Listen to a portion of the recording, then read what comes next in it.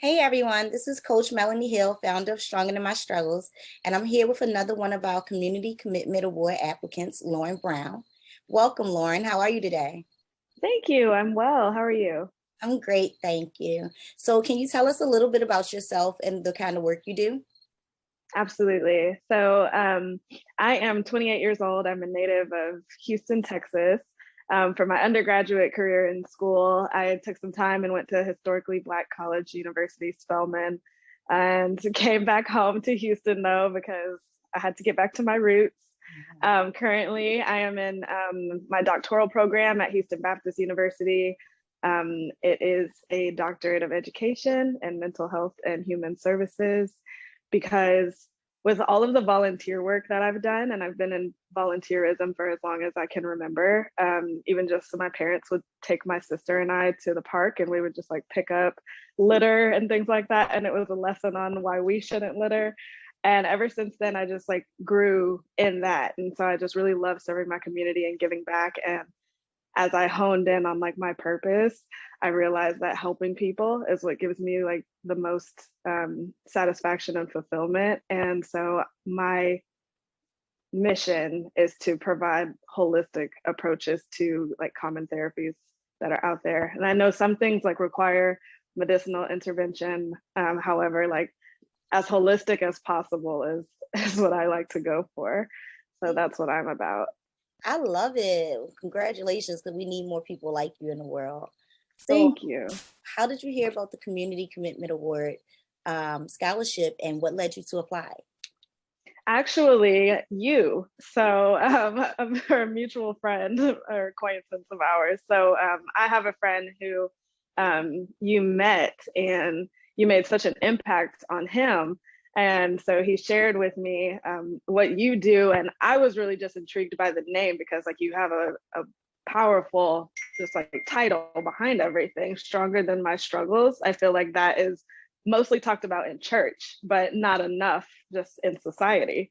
And so I loved that. And so that's what drove me to go to your website and read some of what you're about. And I just was very aligned with what I'm about. So I just was like, if I can help you and you can help me, then it's just a mutual benefit. And I loved it.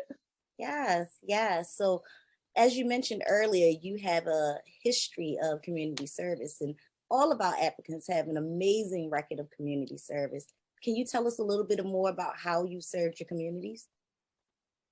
Yes, absolutely. One of the first things that I did was a program called Fort Bend Teen Service League, and the Rainbow Room was one of my favorite projects that I embarked on. Second to Keep Sugarland Beautiful, because at the time I was living in Sugarland, Texas. That part got me back to my roots of going to the park and cleaning up our public areas in the community. However, the Rainbow Room was a project that assists rather with school supplies for the less privileged, and so families and single parents and such, and orphans, and children whose home is hospitals and things like that, getting them like prepared for school, whether their school is virtual learning because of circumstances or condition that they may have, or if it's going to a school. And no one likes, everyone wants to have like an equal experience. No one wants to be that person who's looked at differently just because they don't have the means to look like the rest. And so really like giving back in that way was wonderful to me. But I have to say that the like most fulfilling project that I've done and continue to do is my work at Texas Children's Hospital and the Progressive Intensive Care Unit. And it really like changed my life and my outlook going there every Thursday that I can, and putting on that red vest and just getting in there with those kids, some of whom have been in there since birth, and Texas Children's is their home, and then some who are there for shorter stays, but particularly the unit that I serve in, those children have been through so much, and it just humbles me because sometimes I'm like, I complain about the smallest of things. I take for granted so much that they haven't even had the opportunity to take for granted. So it Amen. really changed my outlook and gave me like more purpose and drive, and then inspired my dissertation as well. And that's beautiful. You talk with such passion. I love it. So, what led you to invest so much time and energy into researching different cultures and healing practices? Really, a lot of different things. So I enjoy like reality television shows and such, and I would see like some people who would focus their energy and attention on, and I'm a big energy person, and so who would focus their energy and attention on things like essential oils and stones and crystals and yoga practices and tai chi and just all of these like healing things, and then it got me thinking also in some Bible studies that I was doing on what did we do before these medicines and stuff came in to play, and people were healthier and people lived longer, and there weren't medical facilities in every neighborhood, and there weren't all of these like fast food chains right next to those medical facilities. And so like what did that look like, getting back to the basics, if you will, because one of the things in the Bible is about like being like the children, but it's because of that innocence that children have. And so I like equated that to the innocence of like the beginning of mankind.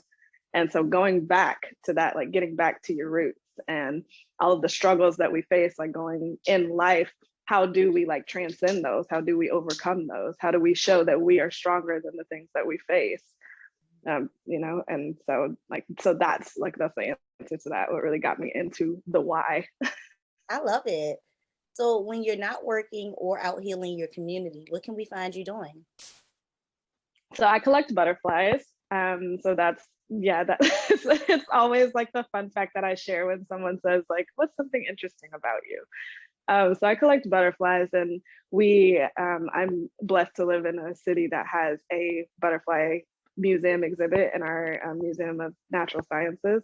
So you can find me there. You can find me in nature. I love to go to the zoo. In any city that I'm in, I try to go to the zoo because I just love the exhibits and things like that. So or just hanging out with my friends and my family. I have a very close-knit family.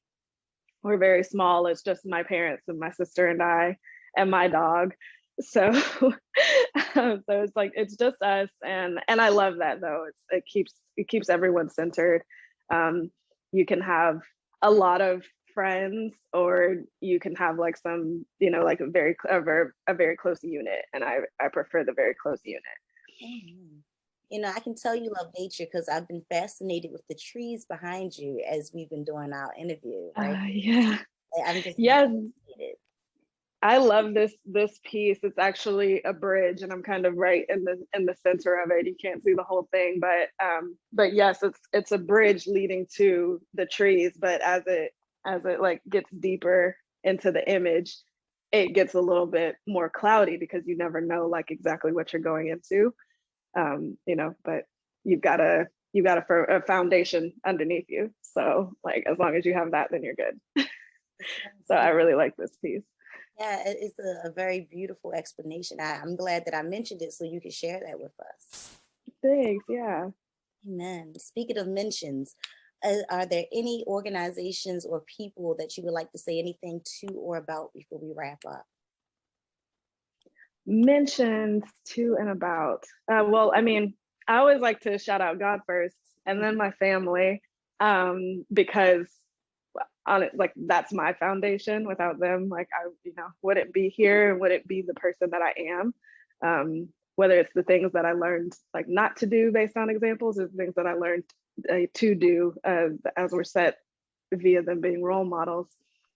But also, my church home is Bethel Praise and Worship Center. They're like amazing. They keep me grounded. They pray for me. They lift me up when I need it. And then also my city is Houston, and in general, my home. Amen. Amen. Yeah. So, where can people keep up with you and your mission? Well, my dissertation, once I finish that, but that's like long term. And so in about 2 years, that'll be finished, and I will have like it as a publication that people can see what I'm about and what I'll be going into. But I do have social media sites. And so my Facebook is Lauren Tracy. The actual like handle is um, what's the word I'm looking for? Like by syllables. So it's lau.ren.tra.cie on Facebook, and on Instagram. It's a page that my sister and I share. She's also in her doctoral program. And that is Lauren T _ Lena E. Wow, so it's two of you, huh? Yeah. And what's funny is people think we're twins. So, but that's okay because she's great. So I don't mind people mistaking me for her for me. Well, tell your parents they did a great job. Thank you. Amen. Well, as you know, on September 27th, 28th, and 29th, we will be announcing our 3 winners live on the Stronger Than My Struggles Facebook page.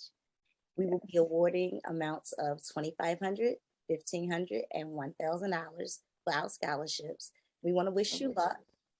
Thank you. For taking the time to speak to the community today. We'll see you on September 27th, 28th, and 29th. I'll be tuned in. Thank you so much. You're so As welcome. I said, I'm honored. Thank you so much. You as Have a well. great day. Thank you. You too.